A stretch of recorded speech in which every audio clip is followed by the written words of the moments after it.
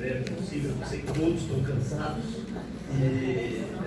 mas depois dessa aula excepcional aí da professora Sofia, eu me senti mais animado para falar. Foi brilhante. Eu não tinha ouvido essa aula sua ainda, Sofia. Muito boa. Não foi bem. Hein? Eu preparei para isso. Não, mas eu não ouvi você falando de aula que não seja tema técnico. É hoje, primeira vez que eu vejo. Você dá uma aula muito boa disso. Eu sou médico do Carisma Unicamp, eu sou mastologista e ginecologista oncológico, e a doutora Márcia me pediu para falar com vocês sobre novas tecnologias no tratamento cirúrgico do câncer feminino. Eu não tenho nenhum conflito de interesse. Na verdade, eu vou falar um pouco como evoluiu a cirurgia. Na verdade, a cirurgia teve uma evolução muito grande nos últimos 30 anos. Talvez mais do que tenha tido em toda a história da cirurgia, desde que ela começou como um método terapêutico na humanidade. Mas a cirurgia não é o único tratamento do câncer. Veja que a gente tem radioterapia, quimioterapia, hormonioterapia, medicina de precisão, que a doutora Suzana falou bastante aqui para nós sobre essa nova área do conhecimento. Então a cirurgia é um dos pilares do tratamento, porém não é o único.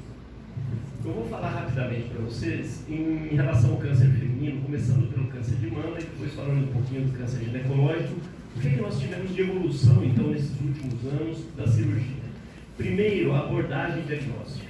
Até alguns anos atrás, qualquer mulher que apresentasse alguma lesão de mama, fosse ela palpável ou não, e cada vez mais a gente faz diagnóstico das lesões não palpáveis, e com a melhoria dos equipamentos de mamografia, as lesões chamadas de mínimas, por exemplo, microcalcificações, que são pontinhos de cálcios que aparecem na mamografia, que às vezes pode ser um pré-câncer ou um câncer muito inicial de mama. Então, cada vez mais nós fazemos o diagnóstico de lesões não palpáveis. No passado, para biopsiar isso aqui, a mulher precisava ser submetida a uma cirurgia, implicava em anestesia geral, ou no mínimo uma sedação, enfim. Era um procedimento que deixava no mínimo uma cicatriz mamária. E isso evoluiu bastante. Por que é importante lembrar disso? Porque veja essa pizza, esse gráfico aqui, são todas as biópsias de casos suspeitos de mama, de achados suspeitos na mamografia. Veja que a parte verde da pizza, que representa em 90% dos achados, são achados benignos, ou seja, a grande maioria dessas mulheres não tem câncer. Então elas eram submetidas a uma cirurgia, ficavam com uma cicatriz mamária e não tinham câncer. Isso evoluiu, as formas de biópsia de mama evoluíram radicalmente. Então, por exemplo, o nódulo de mama, a gente pode lançar a mão de core biópsia, uma agulha semelhante a essa que está aqui, que tira pequenos fragmentos e fica um furinho na mama, sem necessidade muitas vezes de fazer uma cirurgia que fique uma cicatriz.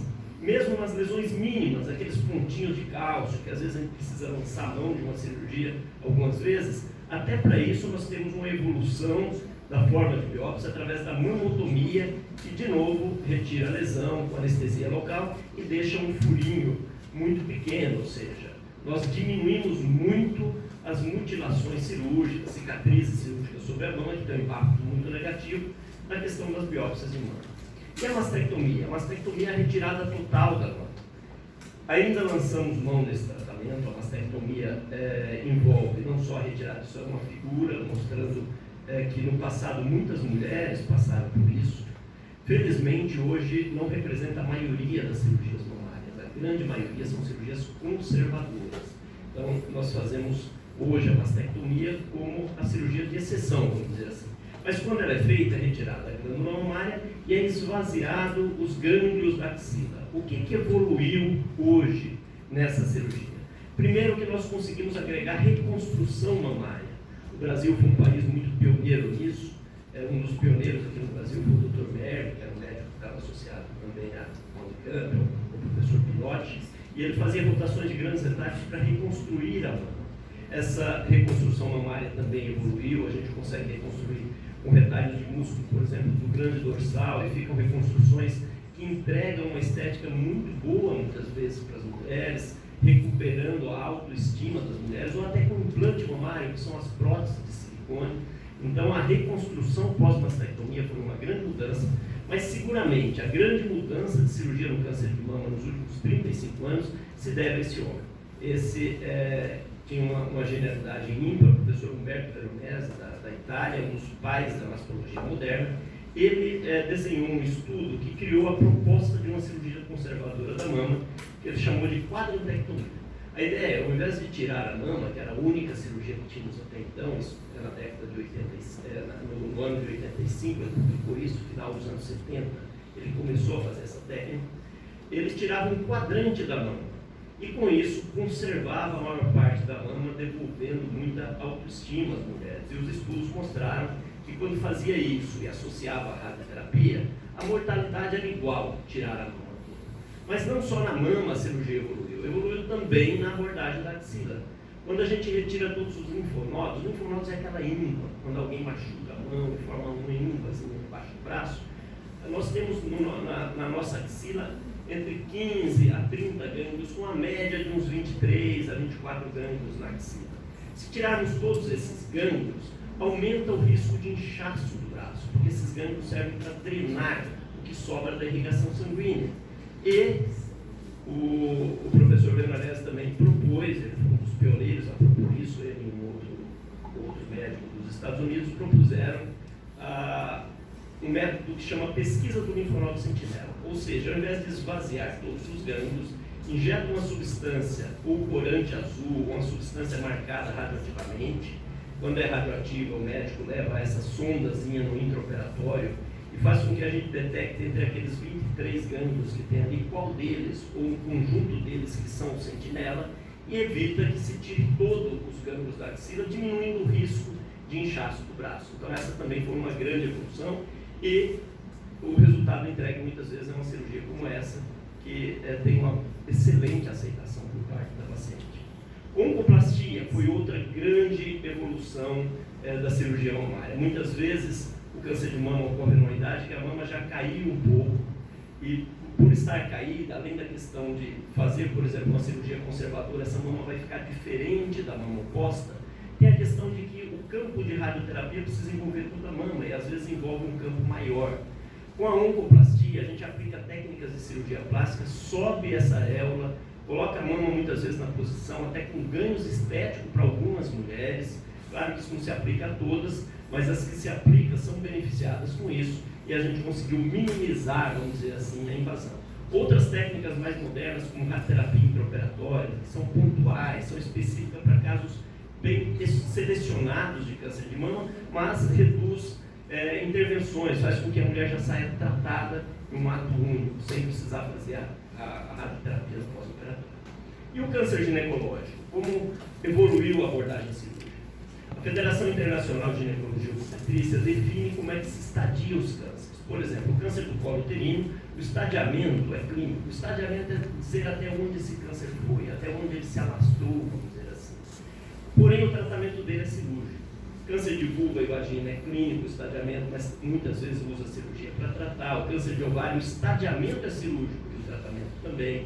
Trompa também, colo uterino, corpo uterino também, que é um câncer de endométrio. Então veja, a cirurgia se aplica em quase todos os cânceres ginecológicos. Os mais frequentes são o de colo, de endométrio e o de ovário. Esses três representam a maioria. Vamos abordar rapidamente sobre eles. Por exemplo, o câncer do colo uterino. Esse é um mapa de 2008, mas a realidade não mudou, onde vocês veem com cores mais escuras, laranja e vermelho, são as incidências maiores de câncer do colo. A nossa incidência no Brasil se equivale da África. É uma incidência alta ainda de câncer do colo, porque a prevenção ainda não atinge o número de mulheres que nós gostaríamos que atingisse.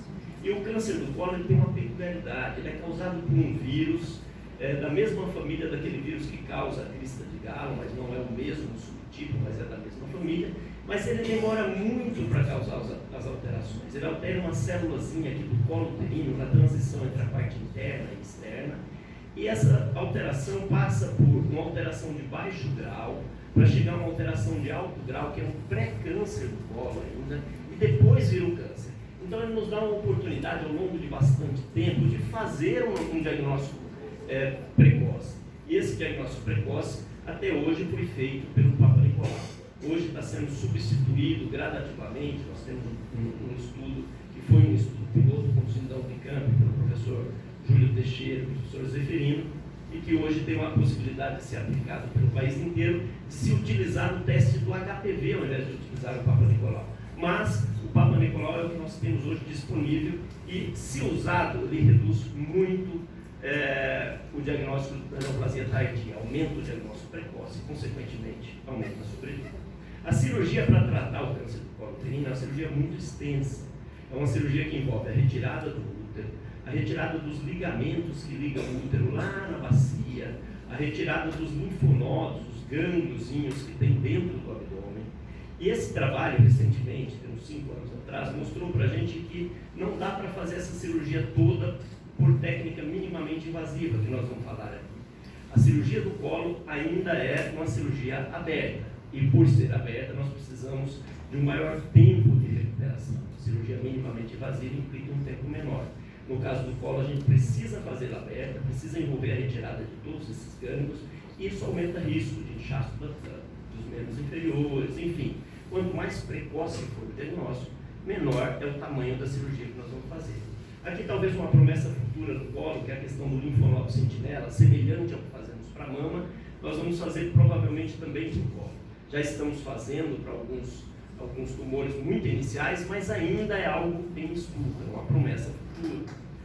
Talvez essa seja a grande mudança no colo. O colo uterino, como eu disse, ele passa por evoluções que pode demorar até 10 anos entre uma lesão inicial alterada pelo HPV e um tumor propriamente dito, um câncer propriamente dito. Então, nesse período todo aqui, a gente pode fazer um diagnóstico com a cirurgia que chama conização, que já é feita há muitos anos. Porém, era feita com bisturi frio. Para isso, a mulher precisaria internar, passar por anestesia, porque o colo é muito sensível. E nós tivemos um avanço nisso, através desse equipamento, que é uma alça de Luque, de formato de Luque, que é ligado no equipamento elétrico, que corta e coagula, e não estimula as terminações nervosas do colo. Com isso, a gente consegue fazer isso no consultório, com anestesia local. Essa talvez tenha sido uma grande evolução cirúrgica no colo. E essa aqui, essa sim, é onde nós queremos pegar. É um câncer para o qual tem uma vacina, e a vacina é disponível na rede pública e já faz parte do calendário vacinal. Então, vacinar as meninas e também os meninos em idade escolar, idade preferencialmente antes do início da atividade sexual, mas nessa faixa etária aqui, a eficácia maior da vacina. Fazer a vacina faz com que a gente consiga erradicar o câncer do colo uterino nas futuras gerações. Então é importantíssimo, a Márcia tem uma ação muito pronta em relação a isso, e a gente deve difundir isso cada vez mais. O câncer do endométrio, que é da parte interna do útero, tem alguns fatores de risco, que já foi falado aqui, a doutora Suzana comentou alguma coisa, o Igor, enfim, relacionado à obesidade, relacionado a diabetes. Algumas doenças predispõem, aumenta esse risco. E também é um tumor que a cirurgia envolve uma cirurgia muito extensa, desde os linfonodos pélvicos até o abdômen superior, até perto do rim, se tira todos esses gânglios, essas ínguasinhas, além de tirar o útero, os ovários, fazer uma cirurgia pélvica bem extensa.